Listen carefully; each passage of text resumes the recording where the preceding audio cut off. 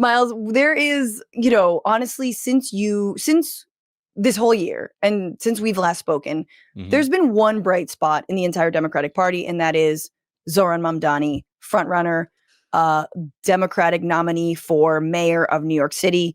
And we are 2 weeks away from the election. And they still can't get Curtis Sliwa out. Curtis Sliwa has a point. Curtis Sliwa is a Republican. Curtis Sliwa is like, I'm actually representing a party. Yeah. I'm not a craven opportunist like Eric Adams. I mean, I am in my own way. Oh, he's definitely a craven opportunist. But not like to that level. I still want to represent the Republican Party with this beret on. Well, Eric Adams is out. So is the beret, I guess. But Curtis brought up this very point. Like, look, he shouldn't drop out of the race, as most anyone, to the right of Zohran is saying he should. He's a Republican, and Cuomo should drop out. Yeah, you think you're the toughest guy alive. But let me tell you something. You lost your own primary, right? You were rejected by your Democrats. Why and you have a difficult understanding that what the term no is. You're not going to stand up to Donald Trump. I agree with Curtis. You're not going to. I love it. That was just basically turning into an argument that you see at like a bus terminal in New York. They're like, the thing is, you weren't strong enough. And Cuomo's like, yeah, what do you mean? Like, you're not strong enough. And you're like, guys, the whole debate is one of those bus terminal fights, especially between Cuomo and Sliwa. Which is very funny. And yes, Sliwa is definitely not going to win, even though he says he's going to win. Cuomo is definitely not dropping out, unlike Eric Adams. And I think that, Zohran is likely going to win this. Again, 2 weeks away. There's another debate tomorrow. I can't wait. And there are amazing highlights from this last debate. But before we fully get into it, this was a new article that of course, the Wall Street Journal, I think, was the only one well-positioned to do this article. And it sort of touches base with, what happens if Zohran wins? What happens to the people who have money? Yeah. What happens to people who don't need free buses because, bus? Oh, have you been on one? I would never. I would die if I was on a bus. Absolutely not. And also free childcare. Okay. We pay $6,000 a month for our, there's a French chef. We trafficked people from Europe, to be our help. This wasn't easy. I'm not about to take free city help. No, disgusting. Exactly. And how dare you tax me more?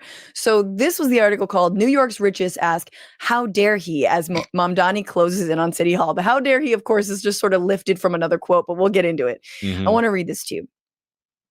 It was just after finishing a set of pelvic floor exercises that a Pilates instructor on the Upper East Side recently brought up one of the least popular men in the neighborhood, New York City Mayoral frontrunner Zohran Mamdani. All of a sudden, the class, which cost $50 a pop, it's a pelvic floor. Come on now, that's not bad.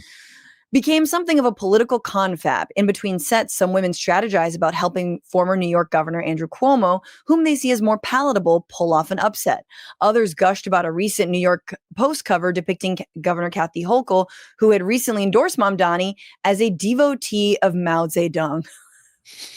The idea that Kathy Hochul is Mao is just amazing. But the idea that a room full of rich women are figuring out how to get a sexual predator back into office while working on their pelvic floor. I'm like, the amount of feminist backlash in one room is too much.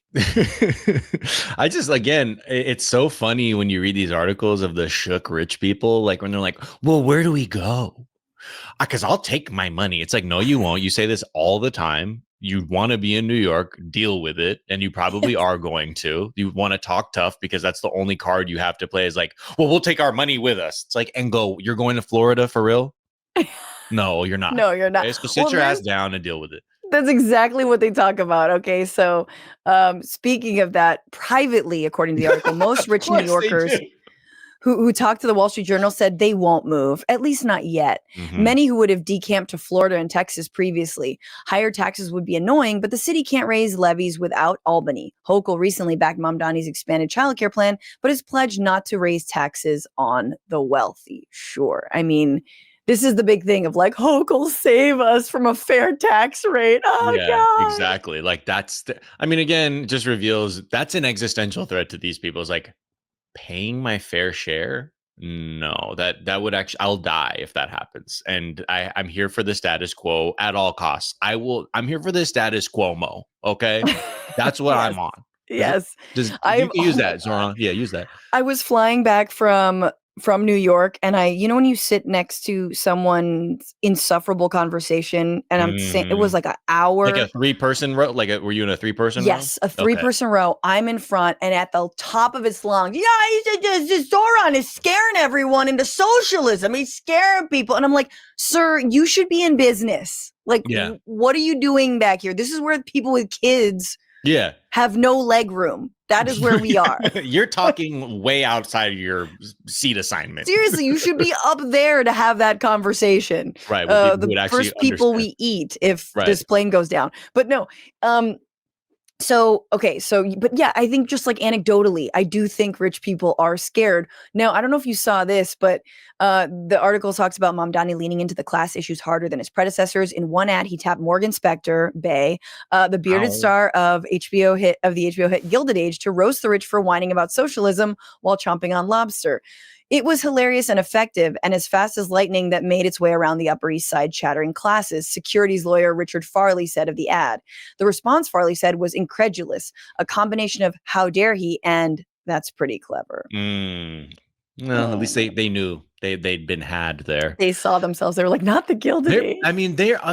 I've always said this about Zohran. Like they're panicking because all of the usual sort of thought-killing cliche attacks they throw out at a candidate like this that used to work aren't working. We're like, he's a socialist, and it was like, yeah. People are like, hell yeah. They're like, what the?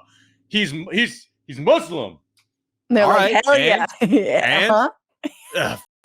He's sucks at soccer. No, he's actually pretty good at soccer. No, he was. He has a whole hip hop. He has a rap album. Cool. So does everybody in New York. Everybody. In college, we were all in rap groups. Sorry, that's just what it is. Okay. I think the biggest problem with the biggest stain on his past is where he's wearing that apron and he's got a nip out. He's showing nip. Yeah, it's hard. And so now they're panicking. And like, exactly. That's like why they're even being like Hochul as Mao. Come on. That's where you're at. That's all you come up with. And that's what I like is that these people were so entrenched in their invincibility as a class that they could just simply be like, well, that's a socialist. End of story. Yeah. And that now they haven't realized that the temperature has completely changed around them, that those attacks just ring completely hollow to an electorate who is being completely hollowed out by our economy and our predatory. And they kind of know this. So this is the last thing. I love this. One hedge fund founder who was a major donor to President Trump proudly declared he's rooting for Mamdani only because he thinks a victory by the nominee would boomerang and make it easier for conservatives to take control in later elections. Yeah, it's not going Republican, my guy. Yeah. Others are prepared to make the best of it. One CEO says she already spends as much time as she can in Rome and is thinking about making a more permanent move. Quote, it's not like the guillotine is coming out, said Roberts, the retired banker who spoke via Zoom from a vacation in Paris. I love those details. It's not like the guillotine's coming out, as he said from his pied a terre or whatever you call that in France. Good for them. I'm glad that at least they have the perspective that that's not what is happening. So can you tell your other billionaire friends, like, yo, come on now. It's not like they're going to lop your dome off here. They're just asking you to pay a little bit more. But anyway, I'm going to leave because I don't want anything to do with that. Let's go to the place where they actually will bring out the guillotine. Right. Yeah, from Paris. It's like, interesting. Have you seen some of the... Do you think he pronounced guillotine in the French way?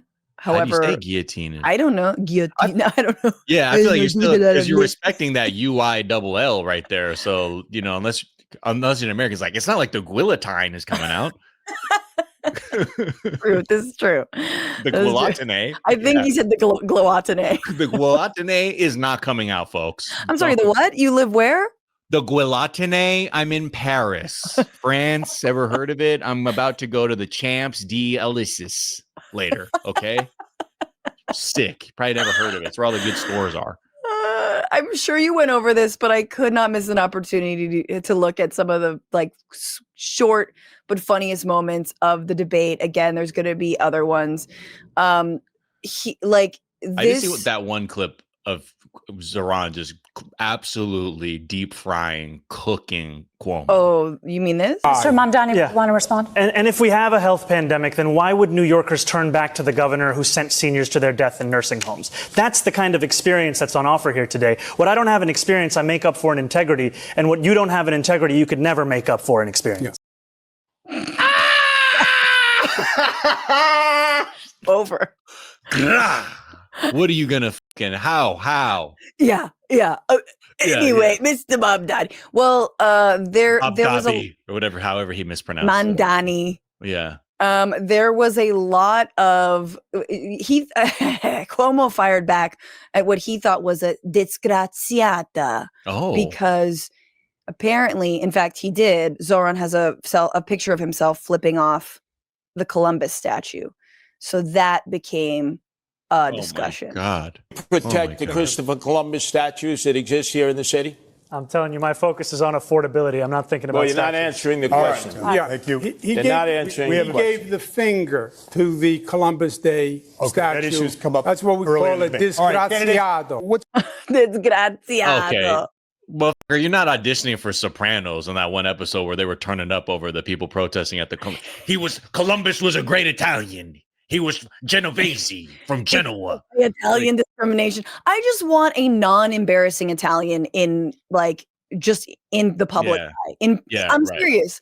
As a half Italian, right? I would like someone with as many vowels in their last name as I do. Yeah. To just not be fucking embarrassing on a national stage and make Christopher mass genocide child rapist Columbus your guy. Also, and definitely don't disgraziata. You're not stop with the ethnic white bull. Oh, he gave the finger to an inanimate object. Dude, you're credibly accused of sexual assault and harassment. I'm sorry. How do those measure? Let's put those both on a scale and you tell me what actually presents more of a danger to human beings around us than someone being like, the statue. Oh, man. Here was one of the last questions. Miles, you give me your read. Go to breakfast order at the bodega. Mr. Sliwa? Oh. Eggs and cheese on a roll. No salt, please. Mr. Cuomo? Same thing. No salt also. I'm sorry. That's not an answer. Eating. Same thing. No salt also. All right, fellas. What's your favorite Wu-Tang album? For Curtis, we go first.